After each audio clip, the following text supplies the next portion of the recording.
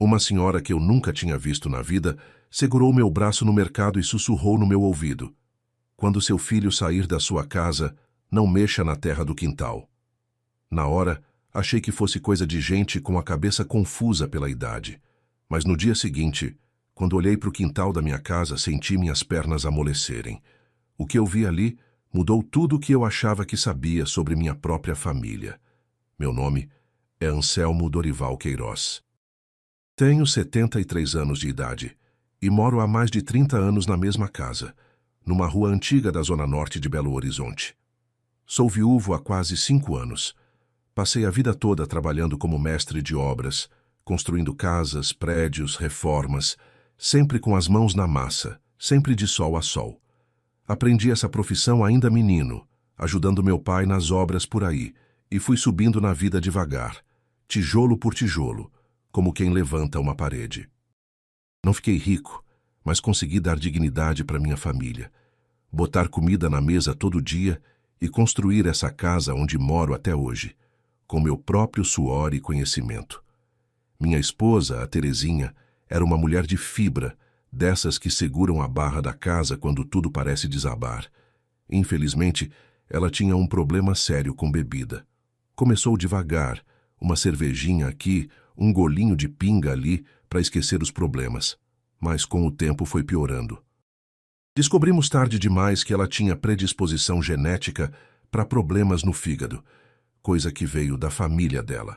A combinação da bebida com a genética ruim foi fatal. Ela desenvolveu cirrose hepática e se foi rápido, sem dar tempo de reverter o quadro.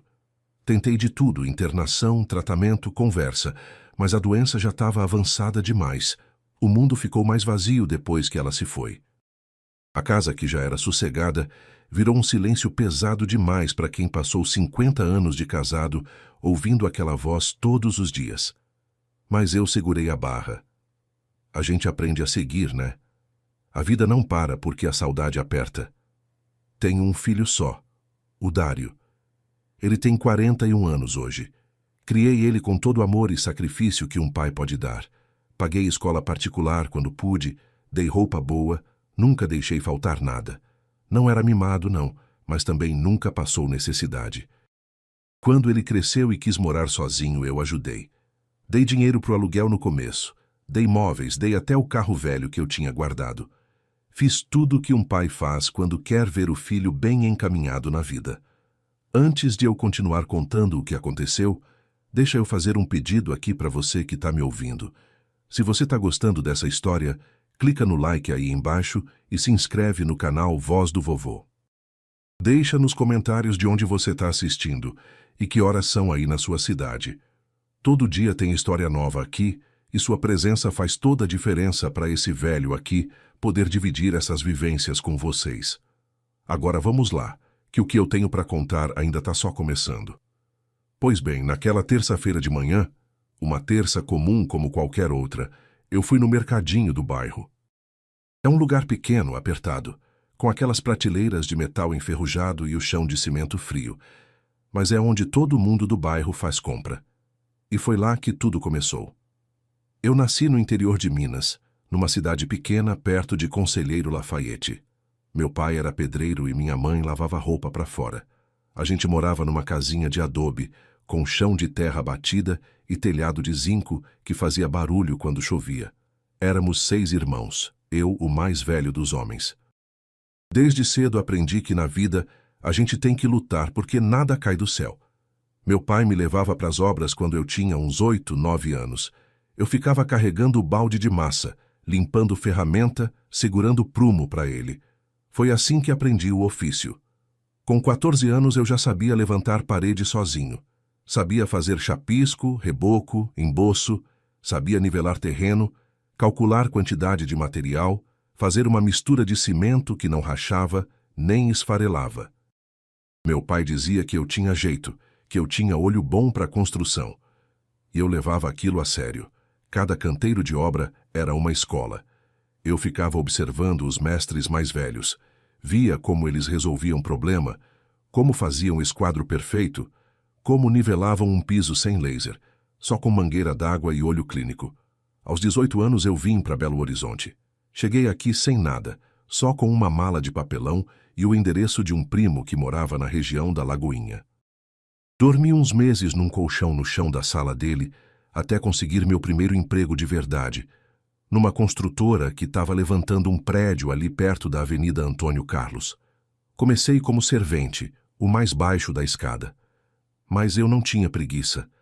Acordava às 4:30 da manhã, pegava 2 ônibus, chegava na obra antes de todo mundo. Varria, organizava, separava material. E quando sobrava tempo, eu ficava olhando o mestre trabalhar, fazendo pergunta, aprendendo. Em 2 anos eu passei de servente para oficial, e em mais 3 eu já era mestre de obras. Comandava a equipe, lia planta, conversava com o engenheiro, resolvia problema de estrutura. Minha vida era aquilo: cimento, tijolo, prumo, nível. O cheiro de massa fresca, o barulho da betoneira rodando, o sol quente batendo nas costas enquanto eu subia em andaime. Trabalhei em prédio residencial, galpão industrial, casa de rico, reforma de igreja. Fiz de tudo, e cada obra era uma missão. Eu botava meu nome ali, meu orgulho. Quando eu via uma parede que eu tinha levantado, reta, firme, bem rebocada, eu sentia que tinha feito minha parte no mundo. Foi numa dessas obras que eu conheci a Terezinha. Ela era irmã de um pedreiro que trabalhava comigo. Um dia ele me convidou para um almoço na casa da mãe dele, num domingo, e lá estava ela, moça bonita, de sorriso largo, cabelo preso num coque, avental na cintura. Ela tinha feito uma galinha com quiabo que eu nunca esqueci. A gente conversou a tarde inteira. Ela era costureira, fazia roupa para fora, trabalhava em casa mesmo. Tinha as mãos delicadas, mas firmes, e um jeito doce de falar que me conquistou na hora. Namoramos 2 anos. Eu trabalhava tanto que às vezes só conseguia ver ela no domingo. Mas cada encontro valia a pena. A gente sentava na varanda da casa da mãe dela e ficava conversando sobre a vida, sobre o futuro. Ela dizia que queria ter uma casa própria, com quintal para plantar, com varanda para tomar café de tarde. Eu prometi para ela que um dia a gente ia ter isso. E eu cumpri. Casei com ela num sábado de março de 1975. Cerimônia simples, na igreja do bairro, com poucos convidados, mas com muito amor. A gente foi morar num quartinho alugado na região do Barro Preto. Era pequeno, apertado, mas era nosso. Ela costurava de dia, eu trabalhava na obra. De noite a gente jantava junto, conversava, planejava. Economizamos cada centavo que sobrava. Ela guardava num cofre de lata. Eu trazia toda semana o que dava. E assim, aos poucos, fomos juntando o dinheiro para comprar nosso pedaço de chão. Demorou 7 anos. 7 anos de economia brava, de sacrifício, de abrir mão de passeio, de roupa nova, de luxo. Mas em 1982, eu comprei esse terreno aqui na Zona Norte, numa rua de terra batida, sem asfalto, sem iluminação pública direito. Era um bairro simples, de gente trabalhadora, longe do centro, mas era nosso. E eu, com minhas próprias mãos, construí nossa casa. Levantei as paredes tijolo por tijolo. Fiz o telhado, o reboco, a pintura. Instalei as portas, as janelas. Fiz o piso de cimento queimado, bem liso, bem nivelado. Terezinha me ajudava como podia. Ela trazia água, limpava o canteiro, preparava a comida para o almoço. Foram meses de trabalho duro, mas quando a casa ficou pronta, eu olhei para aquilo e senti que tinha vencido na vida.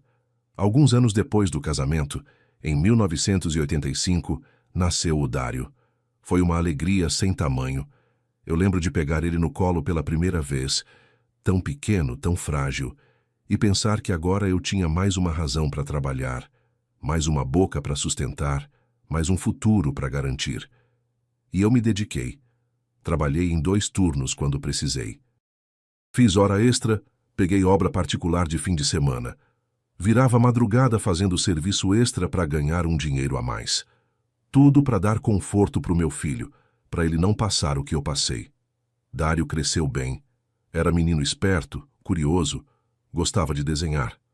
Terezinha dizia que ele ia ser engenheiro, que ele tinha cabeça boa. Eu pagava escola particular, mesmo apertando o orçamento. Comprava caderno bom, lápis de cor importado, mochila de marca. Tudo que eu não tive, eu quis dar para ele. Levava ele para passear no parque, ia nas reuniões da escola, ajudava nas lições de casa quando dava. Fui pai presente dentro do que meu trabalho permitia. Quando Dário tinha uns 15 anos, a gente já estava mais estável financeiramente. Eu tinha subido na construtora, estava ganhando melhor, e Terezinha tinha montado uma pequena oficina de costura em casa, com 3 máquinas e 2 ajudantes. Foi por essa época que o problema dela com a bebida começou a aparecer de verdade. No começo era só nos finais de semana, depois passou a ser todo dia. Eu tentava conversar, mas ela dizia que era só para relaxar que ajudava a dormir. A família dela tinha histórico de problema no fígado, mas a gente não dava muita bola. Achava que era coisa de velho, que com ela não ia acontecer. Mas aconteceu. A gente não era rico, mas vivia com dignidade. Reformei a casa. Coloquei piso de cerâmica na sala, azulejo na cozinha, ampliei o quintal. Plantei uma mangueira, um pé de limão, fiz uma área coberta nos fundos. A casa ficou do jeito que a gente sempre sonhou. Mas a vida, né? A vida tem sempre um jeito de virar do avesso quando a gente menos espera. Dário terminou o colegial, mas não quis fazer faculdade. Disse que queria trabalhar, ganhar dinheiro logo. Arrumou emprego num depósito de material de construção, ficou lá uns anos. Depois saiu, foi trabalhar com vendas, depois com outra coisa e outra.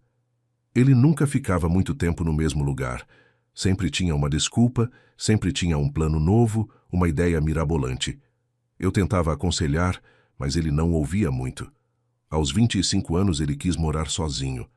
Eu entendi, é da idade, rapaz quer ter liberdade. Ajudei ele a alugar um apartamento pequeno ali perto da Pampulha. Dei dinheiro pro depósito. Dei móveis velhos da casa.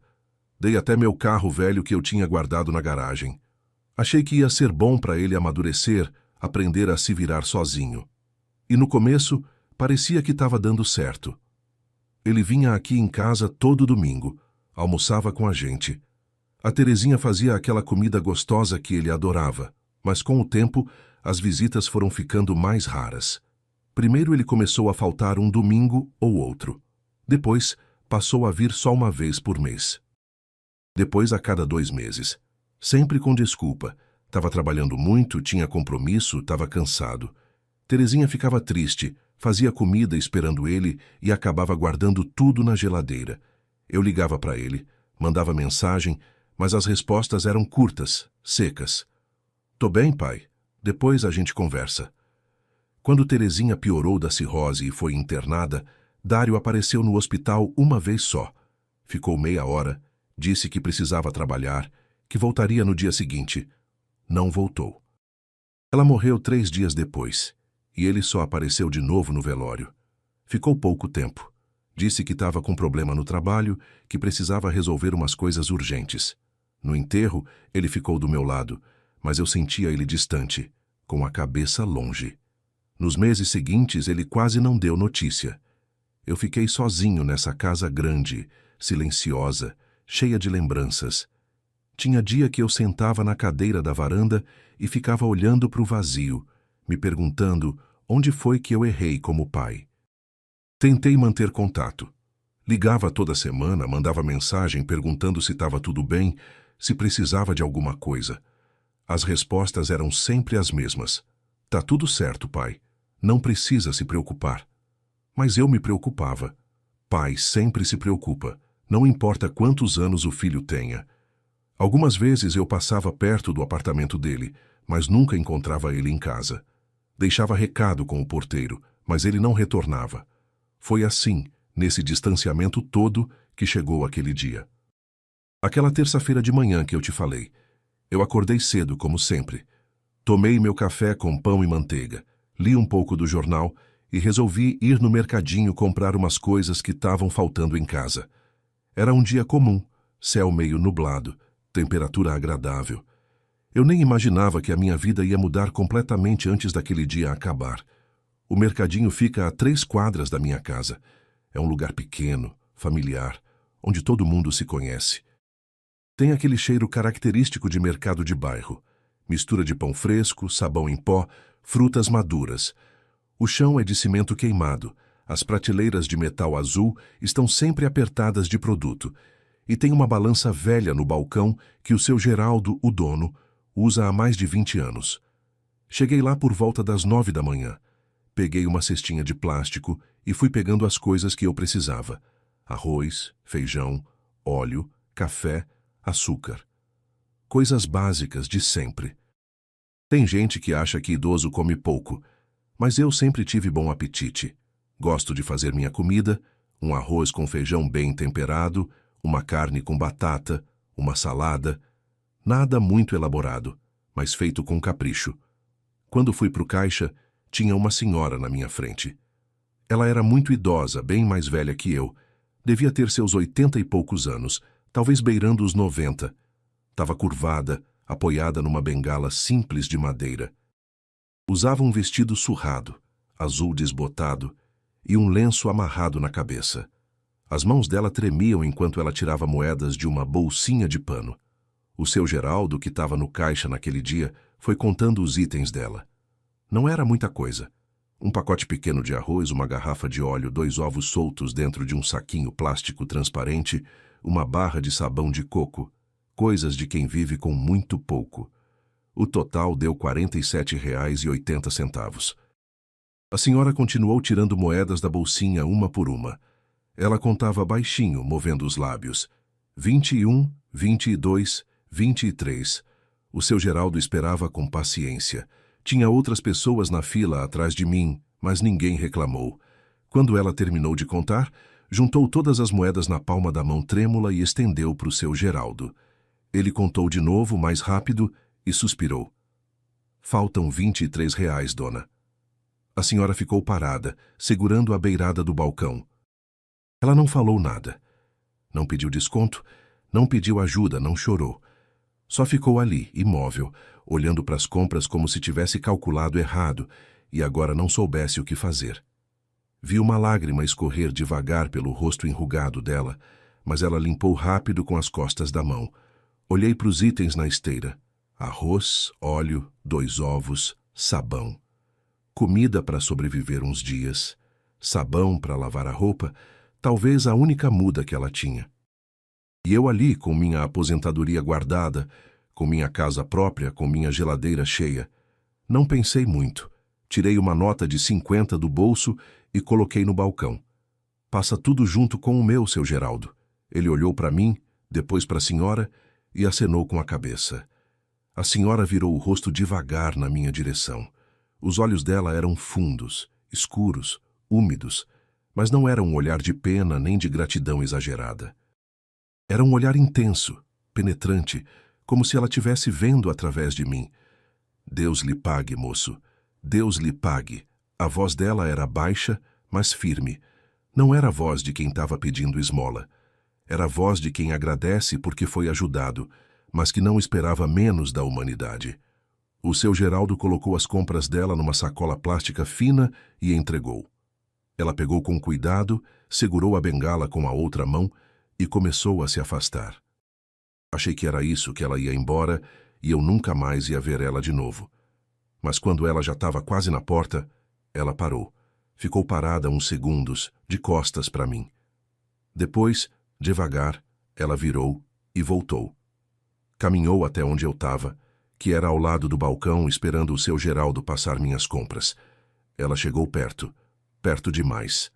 Senti o cheiro de roupa guardada há muito tempo, aquele cheiro de naftalina e umidade. Ela ergueu a mão trêmula e segurou meu braço. A pegada dela era firme, forte até, surpreendente para alguém tão frágil na aparência. Ela puxou meu braço levemente, me fazendo abaixar um pouco a cabeça, e então aproximou a boca do meu ouvido, e foi aí que ela disse, bem baixinho, quase sem mexer os lábios, quando seu filho sair da sua casa e não mexa na terra do quintal. Senti um arrepio percorrer minha espinha. O coração disparou. Como é que é, senhora? Perguntei, tentando entender. Ela apertou mais forte meu braço, cravando os dedos ósseos na minha pele. Não cave, não varra, não mexa em nada. Espere o dia clarear. Sua vida depende disso. E então, ela soltou meu braço, deu um passo para trás e saiu do mercado sem olhar para trás. Fiquei ali parado com o coração batendo forte, com a pele arrepiada, sem entender nada. O seu Geraldo me chamou. Tá tudo bem, seu Anselmo? Tá sim. Paguei minhas compras meio no automático. Peguei as sacolas e saí. Na calçada, olhei para os dois lados tentando ver a senhora, mas ela tinha sumido, como se nunca tivesse existido. No caminho de volta para casa, fui rindo sozinho, me sentindo idiota por ter ficado abalado com aquilo. Velha maluca, pensei. Deve ter a cabeça confusa, coitada. Idade faz isso com a gente, embaralha as ideias. Tentei esquecer. Guardei as compras, almocei, assisti um pouco de televisão. Mas a frase dela não saía da minha cabeça. Quando seu filho sair da sua casa, não mexa na terra do quintal. Por que ela tinha falado do meu filho? Como ela sabia que eu tinha um filho? E por que especificamente depois que ele saísse? E a terra do quintal, o que tinha lá? Não fazia sentido nenhum. Tentei me convencer que era só coincidência, paranoia de velha, palavras soltas sem significado. Mas algo dentro de mim, alguma coisa que eu não sabia explicar, estava inquieto. A tarde passou devagar. Fiquei na varanda tomando café, olhando o movimento da rua. Tentei ligar para o Dário, mas ele não atendeu. Mandei mensagem. Tá tudo bem, filho? Faz tempo que não te vejo. Ele respondeu horas depois, seco como sempre. Tudo certo, pai. Tô ocupado. Depois a gente conversa. A noite chegou. Jantei sozinho, assisti o jornal, preparei a roupa do dia seguinte. Tava me arrumando para dormir quando ouvi o portão rangendo. Estranhei, porque era quase 8 horas da noite e eu não esperava visita. Fui até a janela da sala e vi o carro do Dário parado na frente de casa. Meu coração deu um pulo. Ele tinha vindo. Depois de tanto tempo sumido, ele tinha vindo me ver. Fui até a porta e abri antes mesmo dele bater. Dário, que surpresa boa, filho. Entra, entra. Ele entrou, mas tinha alguma coisa estranha no jeito dele. Ele não sorriu, não me abraçou. Ficou parado ali na sala, olhando para os lados como se estivesse procurando alguma coisa. Tava usando calça jeans, camiseta preta, tênis sujo de terra. Tinha olheiras fundas e a barba por fazer. Vim só ver se tá tudo certo, pai. Tá tudo certo sim, filho. Quer jantar? Tem comida na geladeira, eu esquento rapidinho. Não vou ficar muito tempo. Ele andou até a janela da sala que dá pro quintal dos fundos. Ficou olhando lá para fora, mesmo com a luz apagada e quase não dando para ver nada na escuridão. O quintal tá meio bagunçado, né, pai? Achei estranha a observação. O quintal sempre foi assim, meio largado, com mato crescendo nos cantos, as ferramentas velhas encostadas na parede, a área coberta cheia de entulho que eu ia jogando ali ao longo dos anos. Sempre foi assim, Dário. Por quê? Ele coçou a nuca, inquieto. É que o chão tá meio fofo ali perto do pé de manga. Melhor o senhor dar uma ajeitada amanhã cedo. E foi nesse momento que a frase da velha voltou inteira na minha cabeça, como um trovão. Quando seu filho sair da sua casa, não mexa na terra do quintal. Senti um frio percorrer meu corpo inteiro. Olhei para o Dário e pela primeira vez senti medo do meu próprio filho. Amanhã eu vejo isso, filho. Ele se virou rápido para mim, nervoso. Não, pai. Melhor mexer hoje ainda. Choveu esses dias. Pode juntar bicho, escorpião, essas coisas. O senhor sabe que tem muito disso por aqui. Ele estava insistindo. Insistindo muito. E a insistência dele não tinha lógica. Eu moro nessa casa há 30 anos, o quintal sempre foi assim. Nunca teve problema com bicho nenhum. Por que justo hoje ele estava preocupado com isso? Por que tanta pressa com o quintal, Dário? Ele desviou o olhar. Nada não, pai. É só preocupação. O senhor está ficando velho, qualquer picada dessas pode ser perigosa. Ele ficou mais uns minutos, andando pela casa, olhando as coisas, mexendo no celular. Não sentou, não tomou água, não conversou direito, só ficou ali, inquieto, olhando para o relógio toda hora. Depois disse, tá bom, pai, vou indo. Tenho que resolver umas coisas ainda hoje. Você não quer ficar um pouco mais? A gente nem conversa direito faz tempo. Não dá, pai. Outro dia eu volto com calma. Ele me deu um abraço rápido, mecânico, sem afeto, e foi embora. Nem olhou para trás. Fiquei ali parado na sala, depois que ele saiu, com um peso enorme no peito. Alguma coisa estava muito errada. Muito errada mesmo. A visita estranha, a preocupação exagerada com o quintal, a insistência para eu mexer na terra logo, a pressa para ir embora. E pior, a coincidência absurda entre o aviso da velha e a visita do meu filho no mesmo dia. Não consegui dormir direito aquela noite. Fiquei deitado no escuro, olhando para o teto, ouvindo cada barulho da casa, cada rangido, cada vento batendo na janela. A voz da velha ecoava na minha cabeça. Não mexa na terra do quintal, sua vida depende disso. Devia ser coisa da minha cabeça. Paranoia, coincidência. Mas e se não fosse? Levantei várias vezes, fui até a janela que dá para os fundos, tentei enxergar o quintal na escuridão. Não via nada além de sombras. Voltei para a cama, tentei dormir. Não consegui. Quando o sol começou a clarear, lá pelas 5:30 da manhã, eu já estava acordado faz tempo. Levantei, tomei um café rápido e fui até a porta dos fundos. Abri devagar, como se tivesse com medo do que ia encontrar lá fora. E foi aí que eu vi. O chão perto do pé de manga estava completamente revirado. Não era revirado por chuva nem por bicho. Era revirado por alguém que tinha cavado ali.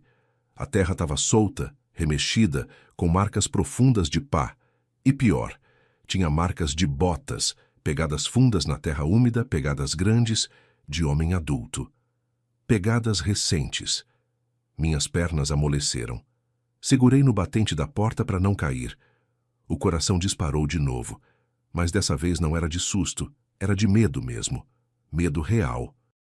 Desci os 3 degraus da varanda dos fundos e fui me aproximando devagar. Quanto mais perto eu chegava, mais claro ficava. Alguém tinha cavado ali durante a noite e tinha tentado disfarçar depois, jogando terra por cima de novo, alisando com as mãos ou com alguma ferramenta. Mas eu conheço terra revirada. Passei a vida inteira trabalhando com isso. Eu sei quando um chão foi mexido recentemente, e então eu vi um pedaço de plástico preto aparecendo entre a terra. Plástico grosso, desses de saco de entulho ou lona de obra. Estava parcialmente enterrado, como se alguém tivesse colocado ali às pressas e depois tentado esconder. Não toquei em nada. Algo dentro de mim gritou: "Não mexa! Não toca nisso!" Dei 2 passos para trás, tropeçando nas próprias pernas e voltei correndo para dentro de casa. Tranquei a porta, fui até a sala, peguei o telefone. Minhas mãos tremiam tanto que mal consegui discar. Liguei direto para a polícia militar. Atenderam no segundo toque. "Polícia Militar, bom dia. Bom dia, eu preciso de ajuda. Tem alguma coisa enterrada no quintal da minha casa e eu não sei o que é, mas eu acho que é perigoso. O senhor pode me passar seu endereço?" Passei. A atendente foi calma, profissional. "Vamos enviar uma viatura até aí. O senhor está em segurança agora?" "Tô dentro de casa, tô sozinho. Fica onde está. A viatura já está a caminho." Desliguei e fiquei esperando, sentado no sofá da sala, tremendo. Não era frio, era choque, era medo.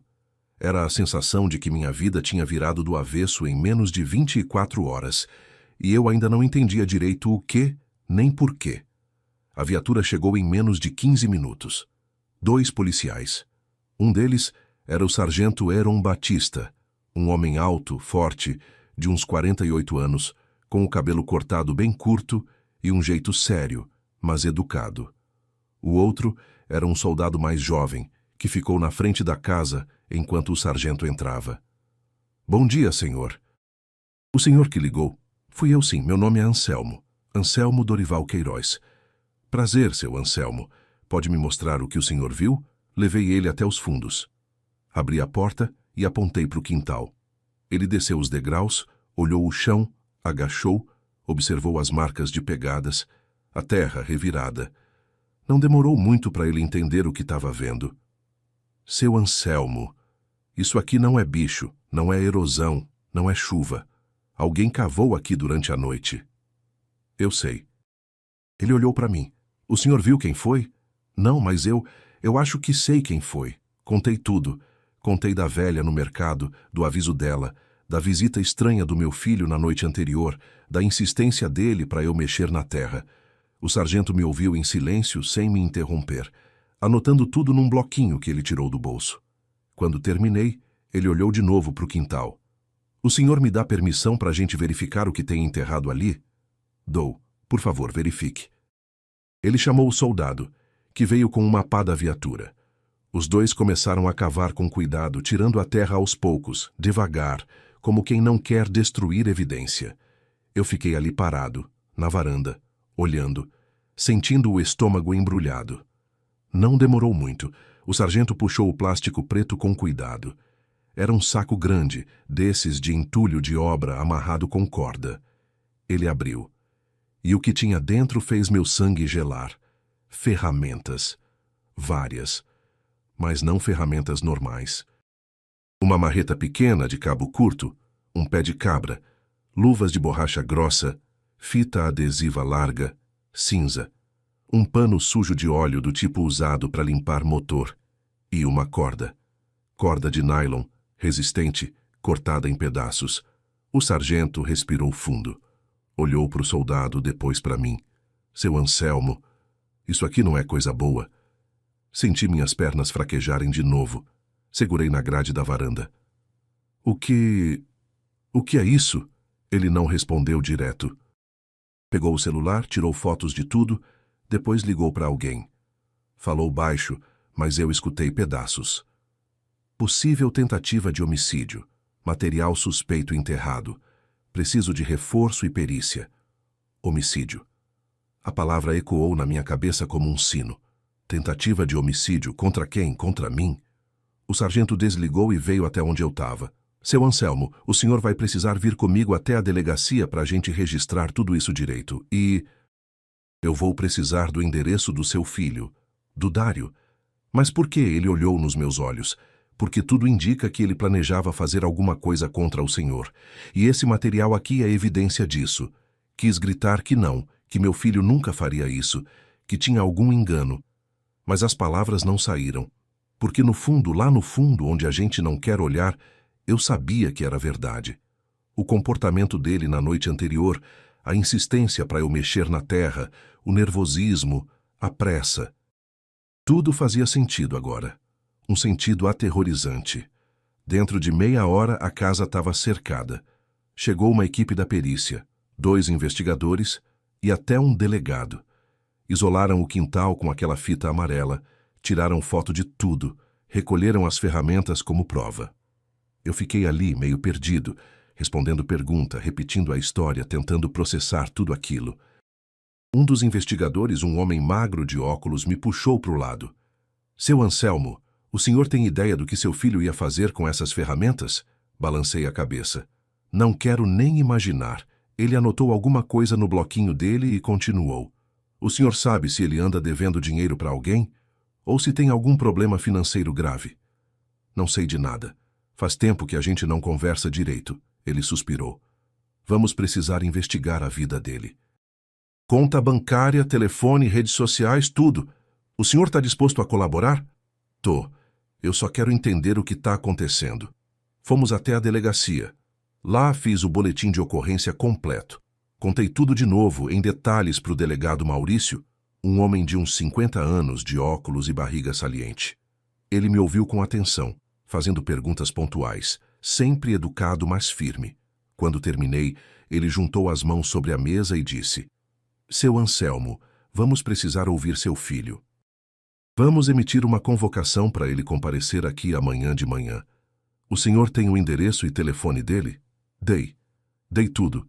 Endereço, telefone, placa do carro, local de trabalho, tudo o que eu sabia.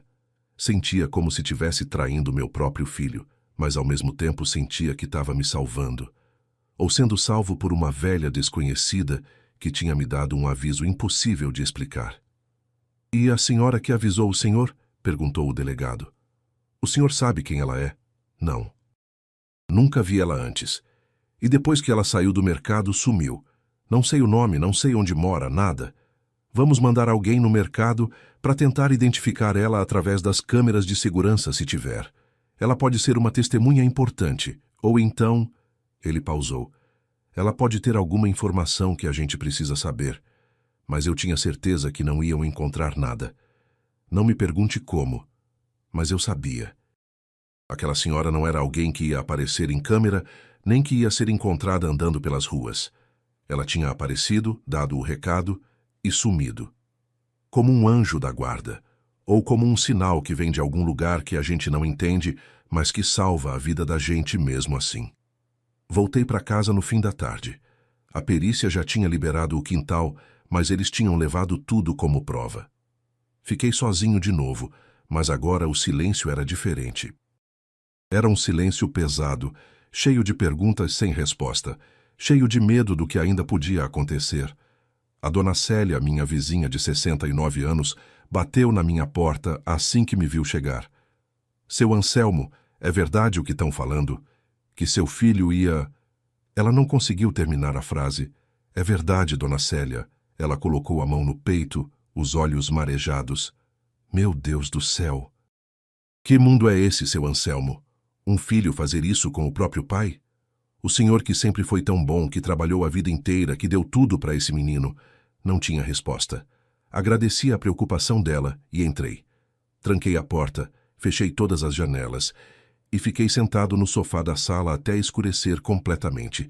Dário foi convocado a comparecer na delegacia no dia seguinte, às 9 da manhã. Ele apareceu pontualmente, acompanhado de um advogado que eu nunca tinha visto. Era um homem jovem, de terno cinza, pasta de couro na mão. Quando me viu lá sentado numa cadeira no corredor esperando, Dário parou. Ficou parado uns segundos me olhando, e então desviou o olhar. Não conseguiu me encarar. O interrogatório durou quase 4 horas. Eu não entrei. Fiquei esperando do lado de fora junto com o sargento Aaron, que tinha ficado por ali para me dar apoio. A gente conversou bastante. Ele me contou casos parecidos que já tinha visto na carreira. Filhos que voltavam contra os pais por dinheiro, por herança, por dívida. Disse que era mais comum do que a gente imagina e que, na maioria das vezes, ninguém descobre até ser tarde demais. O senhor foi muito sortudo, seu Anselmo, muito mesmo. Aquela senhora, quem quer que ela seja, salvou sua vida. Eu sei, e não consigo parar de pensar nisso. O senhor não tem ideia de quem ela possa ser? Nenhuma pista? Algum parente, alguma conhecida antiga? Balancei a cabeça. Nenhuma. Mas eu agradeço a ela todos os dias, mesmo sem saber quem é. Eu rezo por ela toda noite antes de dormir. Quando o interrogatório acabou, o delegado Maurício me chamou para uma sala reservada. O sargento Aaron entrou comigo. Seu Anselmo, seu filho confessou. Senti o chão sumir debaixo dos meus pés. Mesmo esperando, mesmo sabendo que era verdade, ouvir aquilo foi como levar um soco no estômago. Confessou o quê? Perguntei, a voz saindo fraca. O delegado suspirou, cansado, e abriu uma pasta com papéis. Ele está devendo muito dinheiro. Para agiotas, mais de 200 mil reais. Ele disse que começou com uma dívida pequena de uns 10 mil para cobrir umas contas atrasadas, mas aí foi renovando, pegando mais empréstimo para pagar o anterior e a bola de neve cresceu. Agora está devendo para gente perigosa. Gente que não espera, que não perdoa 200 mil reais. Meu Deus, como é que alguém deixa uma dívida chegar nesse ponto? E aí? Perguntei, mas já sabia a resposta. Já sabia e não queria ouvir. Aí ele entrou em desespero. Disse que recebeu ameaça, que os caras falaram que iam machucar ele ou machucar alguém da família dele. E foi aí que ele... O delegado pausou, olhando para mim com pena. Foi aí que ele teve a ideia. Que ideia? A ideia de simular um acidente com o senhor. Ele disse que o plano era fazer parecer que o senhor tinha caído no quintal durante a noite, batido a cabeça, sei lá. Com o senhor fora do caminho, ele achava que ia herdar a casa. E com a casa, ele conseguiria quitar pelo menos parte da dívida. Lágrimas desceram no meu rosto sem eu perceber. Não era dor física, era algo muito pior. Era a dor de saber que seu próprio filho, a pessoa que você criou, que você amou, que você se sacrificou a vida inteira por ela, que você deu tudo que tinha e tudo que não tinha, tinha planejado tirar sua vida. Por dinheiro. Por uma dívida que ele mesmo tinha criado. Ele ia me matar? Perguntei, as palavras saindo quebradas. O sargento Aaron foi quem respondeu com voz baixa e compassiva. Ele disse que a intenção não era matar, Era só dar um susto para o senhor cair, bater a cabeça, ter um acidente doméstico. Mas, seu Anselmo, ele apontou para uma foto das ferramentas sobre a mesa, com o material que a gente encontrou ali, com o jeito que estava tudo planejado, com a marreta, a corda, a fita adesiva. Se o senhor tivesse mexido naquele quintal na noite passada, sozinho, no escuro, sem ninguém por perto, a gente não sabe o que teria acontecido, mas não seria nada bom. O delegado continuou. Ele enterrou as ferramentas ali durante a madrugada. Disse que ia voltar no dia seguinte para buscar, mas como o senhor não mexeu na terra, como o senhor ligou para a polícia antes, a gente conseguiu pegar tudo como prova. Se não fosse isso, o plano dele poderia ter dado certo. E agora? Perguntei, limpando as lágrimas do rosto. Agora ele vai ser preso preventivamente enquanto a gente conclui as investigações. Depois vai responder criminalmente. A acusação inicial é tentativa de homicídio qualificado. Pode pegar de 12 a 30 anos de prisão, dependendo do que a justiça decidir e se aparecer mais alguma agravante. 30 anos. Meu filho. 30 anos preso. Mas a alternativa seria eu, morto, enterrado no cemitério, e ele livre para vender a casa e gastar o dinheiro com a dívida dele. Saí da delegacia atordoado. O sargento Aaron me levou de volta para casa de novo. No caminho ele tentou me consolar. Seu Anselmo, o senhor fez a coisa certa. O senhor se protegeu. Não foi o senhor que colocou ele nessa situação. Foi ele mesmo. Eu sei, mas não deixa de doer. Claro que dói. É seu filho. Mas o senhor precisa entender que o Dário que o senhor conhecia, o menino que o senhor criou, esse já não existe mais. Ele tomou decisões, escolhas ruins, e agora vai ter que responder por elas. Nos dias seguintes, a notícia se espalhou pelo bairro inteiro. Toda vez que eu saía na rua, as pessoas me olhavam com pena, com curiosidade, com espanto. Alguns vinham falar comigo, perguntar como eu estava, oferecer ajuda. Outros só olhavam de longe e comentavam baixinho. Eu sabia que viraram assunto de conversa em cada esquina, em cada portão, em cada mesa de bar. A dona Célia foi minha salvação naqueles dias. Ela vinha aqui todo dia, trazia comida pronta, sentava comigo, conversava. Não falava do Dário a não ser que eu tocasse no assunto. Ela só ficava ali, presente, me fazendo companhia. E isso valia mais do que qualquer palavra de consolo. Uma semana depois, os investigadores voltaram aqui para me dar uma atualização. Eles tinham vasculhado a vida do Dário completamente. Descobriram que, além da dívida com agiotas, ele tinha sido demitido do emprego fazia 3 meses e não tinha me contado nada. Descobriram que ele estava morando num quarto alugado numa pensão barata, que o apartamento que eu achava que ele ainda morava tinha sido despejado por falta de pagamento. Descobriram mensagens dele com os agiotas, ameaças pesadas, fotos de gente machucada, avisos do tipo ou você paga ou a gente resolve do nosso jeito. E descobriram também que ele tinha pesquisado na internet coisas como simular acidente doméstico e tempo de decomposição de corpo enterrado. Quando me contaram isso, eu vomitei. Literalmente. Corri para o banheiro e vomitei tudo que tinha no estômago.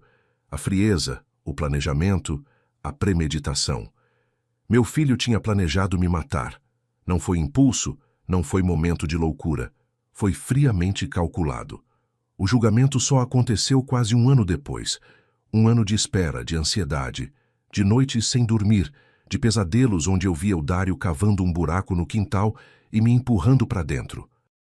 1 ano onde eu tentei reconstruir minha vida, minha sanidade, minha fé na humanidade. Fui chamado para testemunhar. Entrei naquele fórum, subi no banco das testemunhas, coloquei a mão na Bíblia e jurei dizer a verdade. A verdade inteira, só a verdade. Olhei para o Dário, sentado lá na frente com um advogado vestindo aquele uniforme cinza de preso. Ele estava mais magro, mais pálido, com o cabelo raspado. Quando nossos olhos se encontraram, ele desviou o olhar imediatamente. Ficou de cabeça baixa o resto do tempo. Contei tudo. A história da velha no mercado, o aviso dela, a visita estranha dele naquela noite, a insistência para eu mexer na terra, o que eu encontrei no quintal na manhã seguinte. O promotor me fez várias perguntas. O advogado de defesa tentou questionar minha versão, tentou plantar dúvida, mas as provas eram irrefutáveis. As ferramentas, as mensagens, o histórico de buscas na internet, tudo apontava para o mesmo lugar. No final, depois de 3 dias de julgamento, o júri se retirou para deliberar. Voltaram 2 horas depois. O juiz pediu o veredito. O porta-voz do júri se levantou e disse: culpado. Dário abaixou a cabeça ainda mais. O advogado dele colocou a mão no ombro dele, mas ele nem se mexeu. O juiz bateu o martelo e anunciou a sentença: 12 anos de prisão em regime fechado por tentativa de homicídio qualificado. 12 anos. Quando sair, ele vai ter 53. Eu, se ainda estiver vivo, vou ter 85. Os meses que se seguiram foram dos mais difíceis da minha vida. Pior até que quando a Terezinha morreu, porque a morte é natural, faz parte. Mas a traição de um filho, isso vai contra tudo que é natural, tudo que é certo. Fiquei me culpando muito no começo.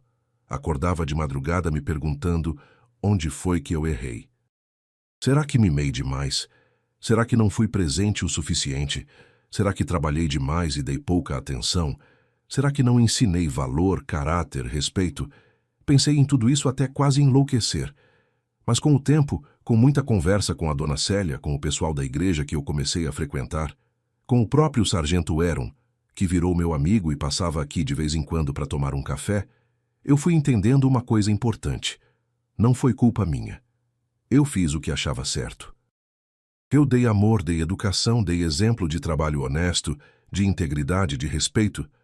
Eu dei tudo o que um pai pode dar. O que o Dário fez com isso, as escolhas que ele tomou, a pessoa que ele se tornou, os caminhos que ele escolheu seguir, isso foi decisão dele. Não minha. Ele tinha livre-arbítrio. Ele tinha consciência. Ele sabia o que estava fazendo, e ele escolheu fazer mesmo assim. A vida foi voltando aos poucos, devagar, como uma ferida que cicatriza, mas deixa marca. Voltei a cuidar do quintal. Arranquei aquele pé de manga. Não conseguia mais olhar para ele sem lembrar daquela manhã horrível, sem imaginar o que teria acontecido se eu tivesse obedecido o Dário e mexido naquela terra. Plantei outras coisas no lugar. Um pé de jabuticaba que sempre quis ter. Umas roseiras vermelhas e brancas que a Terezinha adorava. Um canteiro de temperos, manjericão, cebolinha, salsinha, alecrim. O quintal virou meu refúgio de novo, mas de um jeito diferente. Agora era um lugar de recomeço, de vida nova, não de lembrança ruim. Fiz amizade com mais gente do bairro. A dona Célia me apresentou o pessoal do grupo da terceira idade que se reúne todo sábado de manhã na praça. Comecei a ir. Jogo dominó, converso sobre tudo e sobre nada, dou risada, tomo café com bolo. Tem até uma senhora viúva, a dona Lourdes, que faz um bolo de fubá com goiabada que me lembra o da Terezinha. A gente tem saído para tomar café às vezes. Nada sério, só companhia boa. É bom não se sentir tão sozinho. É bom ter gente por perto que se importa se você tá bem ou não. E a tal senhora do mercado nunca mais apareceu. Voltei naquele mercadinho dezenas de vezes nos meses seguintes, sempre esperando ver ela de novo, sempre olhando para a porta na expectativa de que ela entrasse. Eu queria agradecer pessoalmente. Queria perguntar como ela sabia, queria entender, mas nada. O seu Geraldo disse que nunca mais viu ela por lá. Disse que perguntou para os outros funcionários, para os clientes antigos, e ninguém conhecia ela. A polícia tentou achar ela nas câmeras de segurança do mercado, mas descobriram que a câmera que filmava o caixa estava com defeito naquele dia específico e não gravou nada. As outras câmeras que filmam a entrada e os corredores não mostraram ninguém parecido com a descrição que eu dei. Ela simplesmente sumiu, como se nunca tivesse existido, como se fosse um sonho, uma alucinação. Mas eu sei que existiu. Eu sinto o aperto dela no meu braço até hoje quando fecho os olhos e lembro. Ouço a voz dela no meu ouvido, clara como água. Não mexa na terra do quintal. Sua vida depende disso. E minha vida dependeu mesmo. Se não fosse ela, eu não estaria aqui hoje, sentado na minha varanda contando essa história.